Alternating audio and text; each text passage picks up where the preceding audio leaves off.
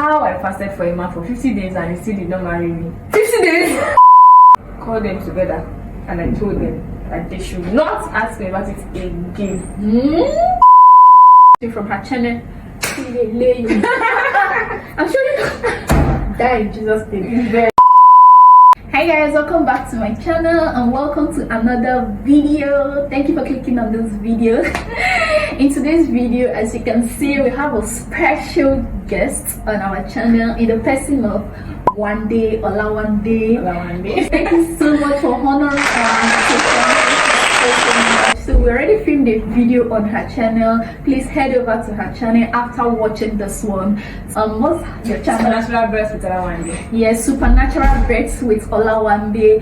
Head over to her channel to hear about my death story. I know I've not said a lot about this on this channel, so I'm giving it all out on her channel. So go over to Olawande's channel. I'll put her channel name on the screen. Watch her video after this one. I'm sure you'll be blessed by it. So yeah, in today's video we'll be talking about marital delay, what it's like waiting on God for a life partner, so what it's like to be having delays in marriage. So that's what we'll be talking about in today's video. So if it's something you're interested in, which I know you are for clicking on this video, please keep watching.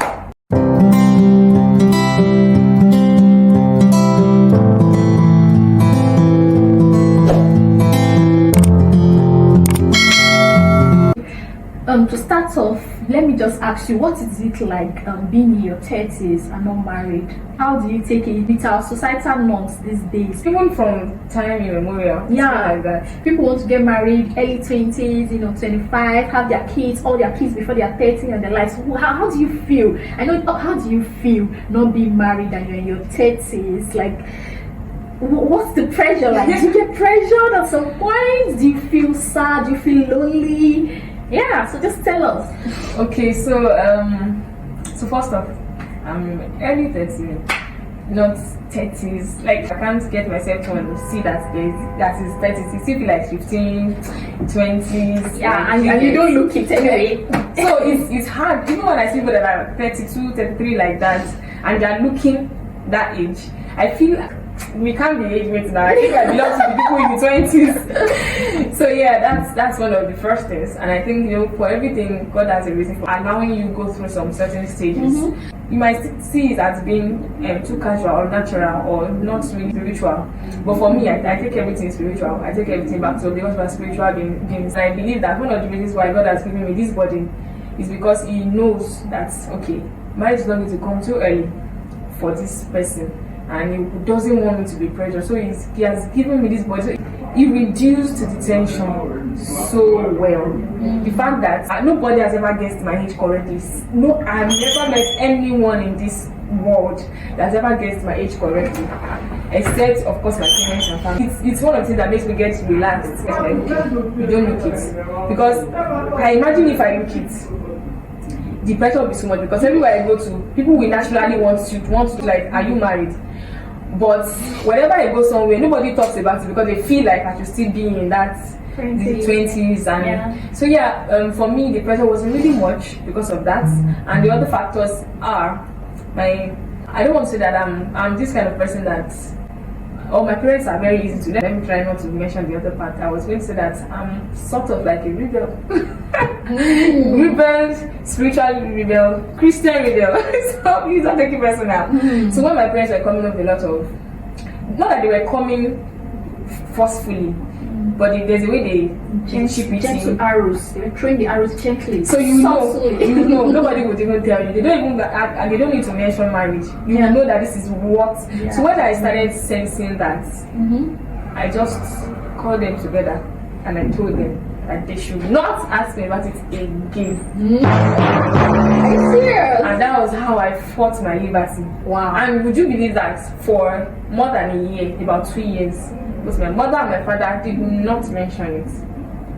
So it was just that small meeting I just gave them. Don't ever ask me. Because I said, the first thing I said was that, that it is not my desire.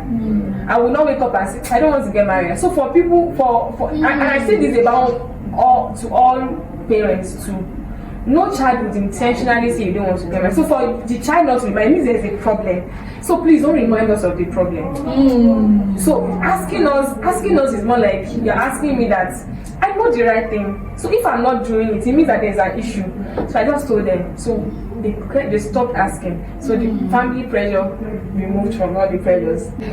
That I would like to commend your parents for that. So instead of pressuring you or putting you under so much pressures, they had to support you by praying for you and letting you be. They didn't bother you. They didn't add to the pressure you're already getting from society, from friends, from that's really nice. They made the home. Although they were doing that indirectly to my siblings. Oh, okay. So when they feel so disturbed, they'll talk to my siblings. What's happening to your sister? So those were the ones bringing it to me. They didn't want to come to me because I really told them that they should not. So they were doing. It wasn't like because it can't be easy for a parent to be that relaxed for more than a year. Yeah. For someone who is close. That's when I told my mom. Then I think I was in my late 28. Then and not till I became 30. She never mentioned it about marriage. My father never mentioned. Do you know that for a whole year, my father kept saying, "We have talk, we have talk." So I don't stay with them. I think that was another thing. Okay, I don't stay with them. So it made it easier if we were staying together. If you break place, you see, that's how you do your husband. That's what I was saying. If I'm attending any wedding, they will tell me. So I wasn't there. So each time he calls, I'm like, he keeps telling me after each call, we have talk. We have talk. So I already know. I also decided to go home. Oh, wow. Because I know what you want to say. I understand what you want to say. So why should I come when I know what you want to say? If that wasn't the case, I would say, oh, we did the emergency. But I know. So in one way or the other, they were coming indirectly. I was avoiding them, and that was now 2 years. I didn't get any pressure from them. So it was funny that parents that should be mounting pressure on you were the ones that I had peace with. Society that did not train me, that did not pay my school fee. Friends that when they say ladies putting that in, it's true. The pressure I got were more from ladies. Wow. And I'm not joking. I can count how many guys ever mentioned by me too. Ladies. When you mean ladies, do you mean like mommies in church, sisters? Like no. I attend a new church, you know my church, so I can't really. It's just obviously people started getting married, so there was no pressure even in my church because we were all single. We had just about 2 married women as at when I joined. But you mean I mean friends, just your status one day and like maybe you post someone's wedding and like I'm also waiting for you at Shebio. Those kind of silly comments. So it was a lot from them. I would want to rejoice with someone. I'm just like, if I post it, this person will say, where will we come from? And I get it every time. And they are mostly from ladies that either they are married with 1 kid or ladies that are engaged. So you understand? So what was your response to them? So, well, for those that know me, they know I'm very good with words. Like, I can easily put you in your place. But because I'm a child of God. Emphasis on child of God. I'm a Christian, so it's not like I'm trying to act it. I just feel it's wrong for you to be rude. Sometimes, even though the things they say, sometimes you'll be forced to like, should I? It's not like I don't know the right thing to say. So most of the times, I probably just throw stickers, just to or just say, do you have one for me? Yeah. Just to laugh it up. Yeah. So the person wouldn't even know what to say next. So I just try to like make an unnecessary joke out of it, but it got to a point of a particular person, and I think because it was coming from the same person, she said that statement of your Ashwebi thingy once. I laughed over it. She mentioned it the first time. I'm just like, because of this kind of joke, let me not spoil friendship. It's not like we are friends, but let me not just spoil a relationship. Second time she mentioned it, I gave her something subtle. It was a subtle insult. It didn't really pass the message. So when she said, I want to buy Ashwebi, I said, go to Ujumota. You're saying Balogun market. You want to buy Ashwebi, go, you see plenty. She laughed because, like I said, subtle insult. So it didn't really pass as an insult like that. So I think because I was still being lenient, then she came back with some time. And that time I just told her, I said, do you even know what I'm passing through? Do you know if I just left a relation. You don't just come into someone's DM and start talking about me. I said, she now said, I'm sorry. I said, do you know why I'm saying this? Because this is not the first time. So you said it the first time, you've done the second time, this third time, I just had to like give you a piece of my mind. Yeah. And so like, oh, I'm sorry, I'm sorry. She started using ma. She was started being sarcastic. Sorry, ma. Okay, ma. I will not be the game, ma. I'm just like, no, you don't need this. I'm just trying to be honest with you. That is not right. You're a lady. You're not even married up to 6 months and we not hear what again. Relationship advice, we not hear what again. So well, the major that a lot of girls actually fall victim of is self-pressure. It's what people don't talk about. People know how to talk about it. Society's pressurizing you. We pressurize ourselves more. And it's not like it's intentional. It comes from the place of being lonely. Yeah. It comes from the place of seeing pre-wedding pictures. Nobody needs to tell you that, guy, you're not married. You can't see all of this. You'll be happy for them, right? But we are human. So especially if there's no one and then you see pre-wedding pictures, even when you attend weddings, after the whole rejoice with the person, take pictures, when you get home, then you come back to your reality and realize that there's nobody. It hits you. It hits differently, and the self-pressure is more, and it has more to do with your emotions more than those other ones. Maybe if you are business, you are business back. But then how do I manage self-pressure? It's a bit difficult, and that's where the Holy Spirit comes in. Yeah. For every other ones, the Holy Spirit is always there to help us in every situation. But it's only supernatural help you can receive. Yeah, you actually need the Holy Spirit. So as at then, those times, I just pray. I pray. So those were how I was able to manage the pressure. Thank you for that. Wow. It's a lot to take in. I hope you are being blessed, because I am being blessed myself.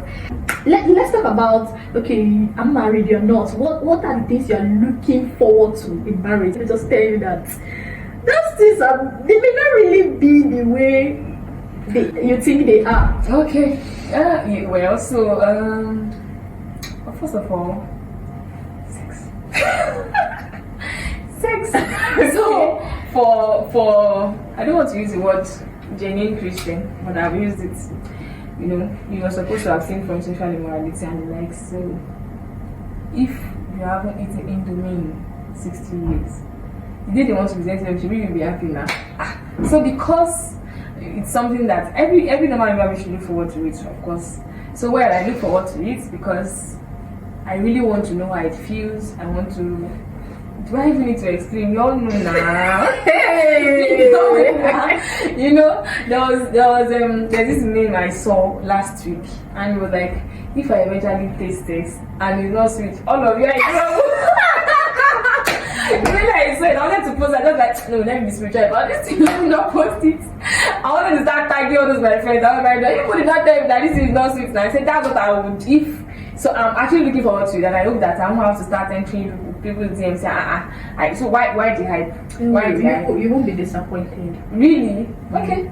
So you joined the queue, or you won't? No, it's not like I'm joining the queue, but you won't be disappointed. Okay. Well, I hope by God's grace. Yeah. So aside that, hopefully, I know that I'm going to marry God's will, God's perfect will. I'm going to marry well. Let's just put it. I'm going to marry well. Yeah. So in a kind of a healthy marriage, that kind of companionship where nobody is tracking somebody's phone to see who is cheating. Nobody is, that seamless, peaceful home. I really look forward to it. I've been in a toxic relationship where we have to start to monitoring each other's phones rather. Those kind of things. I was doing it, he was doing it, but I knew that I didn't like it. I knew that wasn't my thing. I knew that it was the wrong thing to do. So I've always wished and hoped that one day I'm going to be in a relationship where your husband can just drop the phone for you like this. The password. Nobody's telling you that I don't know my last password or all those kind of things. I really look forward to that in marriage, where somebody can give me breakfast in bed. Oh, wow. It's actually possible. I'm here to tell you for a fact that it is possible. It is so possible. And this is the will of God for us. This is the will of God in marriage. Like, you will have a loving marriage, because God is interested in marriages. He's interested in family. He's very interested in. With the illustration you gave regarding phone, last week I went to the office without my phone.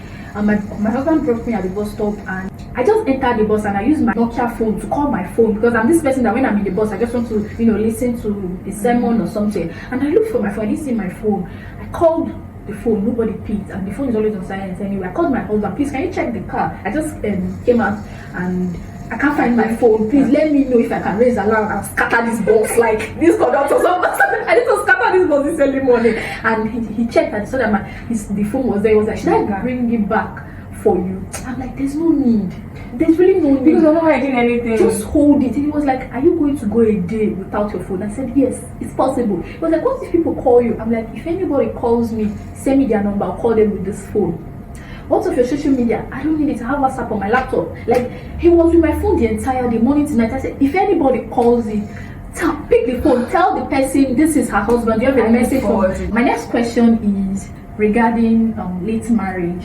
Has there been a point in time where you've had any relationship that you were holding on to? Like, you made up your mind that this relationship will be my last. To lead to marriage, and despite everything that happened in the relationship, you were still holding it to your neck, like I will not let go. And how did you let go eventually? Oh, okay. So before I started the video, I told you about my inconsistency on my channel. So now I'm back, and I made a video. So go to my channel. I made a video on how I fasted for a man for 50 days and he still did not marry me. 50 days? Ah! What? What? So, let me answer the question from the beginning. Yes.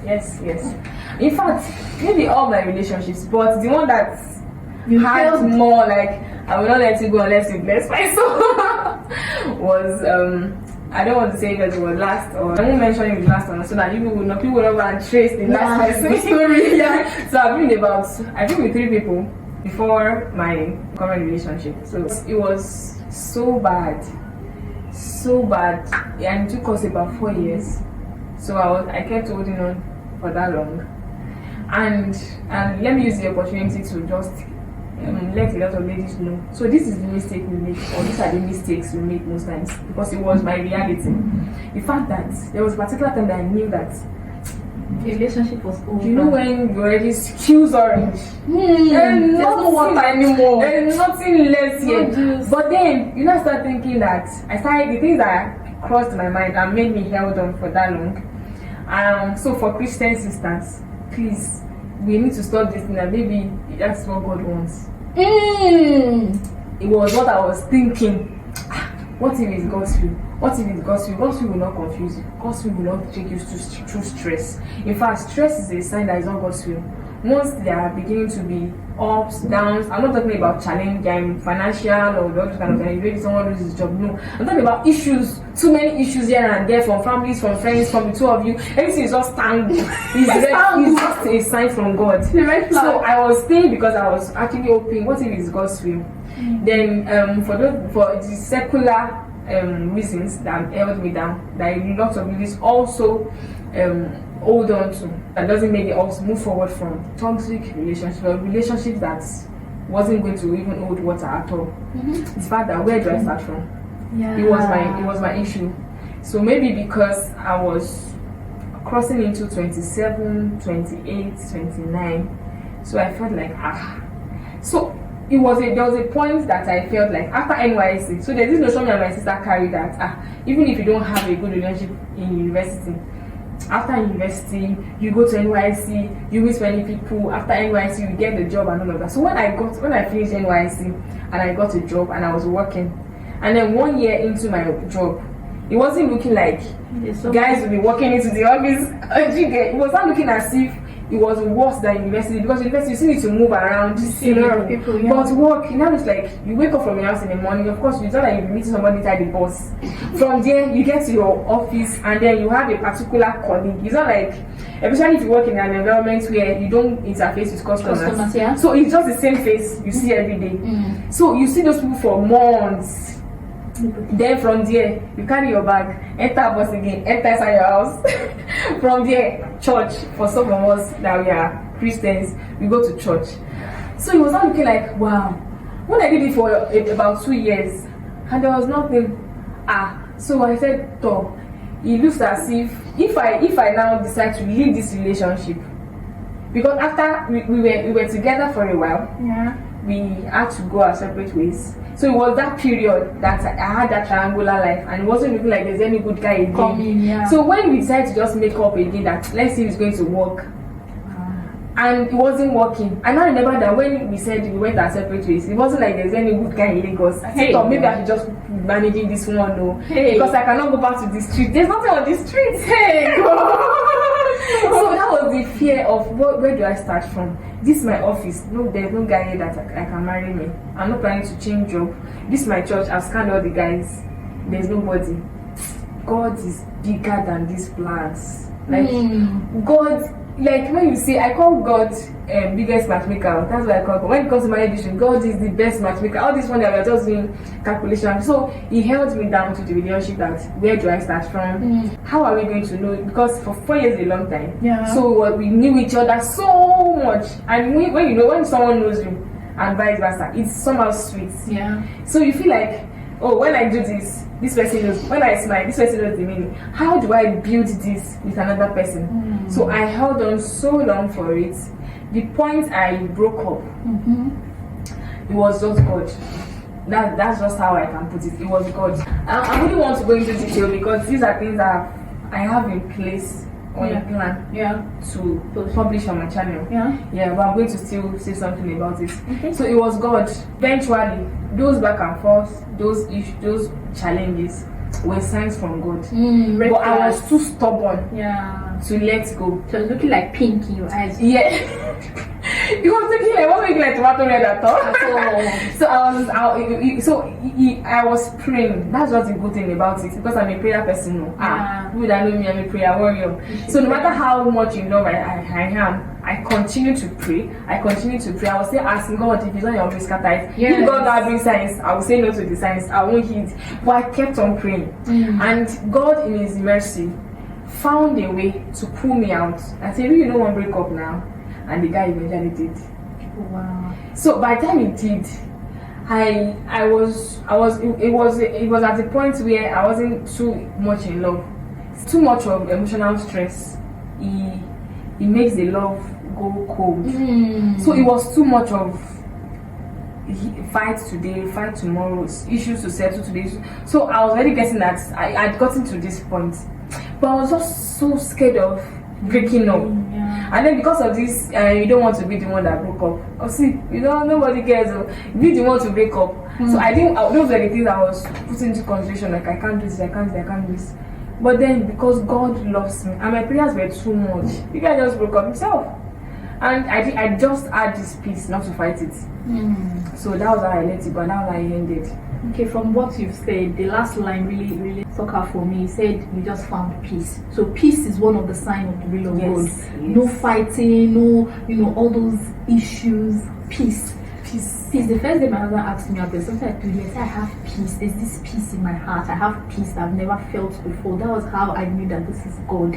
So peace is very important. So regardless of your age, regardless of how long you think you have waited, there are people that have waited longer. I'm not saying waiting to get married is good. It doesn't guarantee you marry the will of God. It doesn't. And marrying early too does not guarantee you marry the will of God. Just make sure whatever you do, you are marrying right. That's the most important thing. Work in purpose with God. Exactly, so that you will enjoy your marriage. Anything outside of that, you're cutting yourself short. You are. And it's not going to be easy. This is somebody you're going to be living the rest of your life with, and you want to enjoy your marriage, you want to enjoy your home, you want to live a Christian, you want to have a Christian home. For you to do that, you have to marry. My husband will say, you cannot have an angel and a Satan and you think your marriage will work. It's not possible. The angel will be trying to do everything in his power to make sure it works. The Satan will be trying to make sure it doesn't work. So it cannot work. See, even the best people, they go their separate ways. So it takes the grace of God to keep a marriage. So I have something to add. Okay. There's this thing I also did that really worked for me a lot. So, like I think I told someone today, I have something like that on my Instagram page. I posted on that. If relationship is not working, you shouldn't be single. Okay, this is what I put it on my Instagram. You shouldn't be single in your relationship life and be single in other areas of your life. So if one is not multiplying, others should multiply. That's it. Yeah, so I focused on the career. So yeah, I published a book. When I was having challenges, We have an author here. relationship behind there. Okay, if I can't control it, I can't take myself to the altar to go and marry myself. It's beyond my control. But I can do something about my career myself. I don't need angel to come down, hold my hand, to take me to take a course and all of those kind of things. So I just started like, okay, I can't make this work, but these are things I can make work. I took my biro, I took my laptop, I wrote a book, I published it. You know, those were the things that kept me going, and after that, you know, I think I wrote my master's, even though I had not started it. I was just thinking of ways to add value to myself. That's it. That's the word. Yes, I opened an NGO. Like I have an NGO, a registered NGO. This is the boss herself. She's a boss. So I started doing things that makes me happy and bless others. Yeah. And mind you, this accolades actually helps you also when you to get a partner. So eventually when the person comes, or when God start opening the floodgates of men around you, you don't go there and you don't have anything to say. So far. You know, when they now start asking, you know, it made me have a lot of suitors.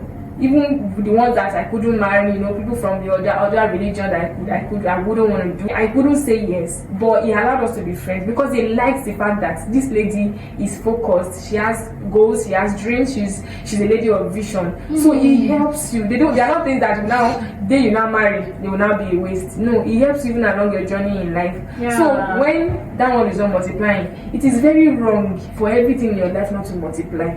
So if you cannot become two and eventually one with someone, leave that one, face other things, and then it doesn't make you have too many nights where you have to be crying. Because I wake up and I'm having something to do on my laptop, I have a conference to attend, I have this to go to, I have a program to attend in church. I was growing spiritually because in fact I was praying for my husband.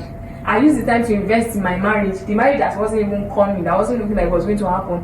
And guess what? When the time comes, I know she should be able to relate more. By the time the marriage now happens, you won't have to stress too much because God has you've grown. You know how to fight some battles. First, you fought some battles.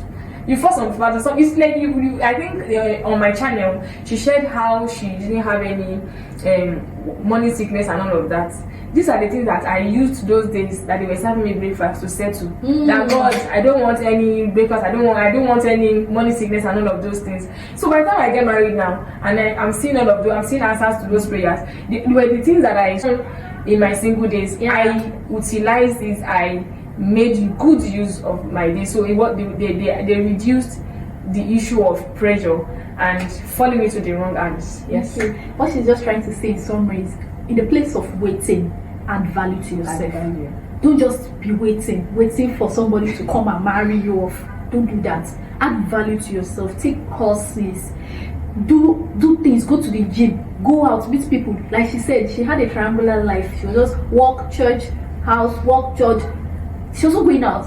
So please, in the place of waiting, write a book, do something you love, create a hobby, create a YouTube channel, do something, add value to yourself. It will make suitors come to you the more. Don't just be there. Create a website. Exactly. Do something for yourself so that it's even a point of conversation. Somebody meet somebody, oh, what do you do? Exactly. I do this. Oh my God, you've connected. This is not India movie where Barrow with talking and bend down to pick it. No, now people want to marry intellectually sound people. I'm sorry, if you're not intellectually sound, you're slacking. So I'm so happy you've been able to come to my channel to give us this truth. You've enlightened us. Thank you for having me. So I'm sure you've been blessed by this video. Please head over to One Day's channel to check out what we filmed there, what we discussed there. I'm sure you will learn something from her channel.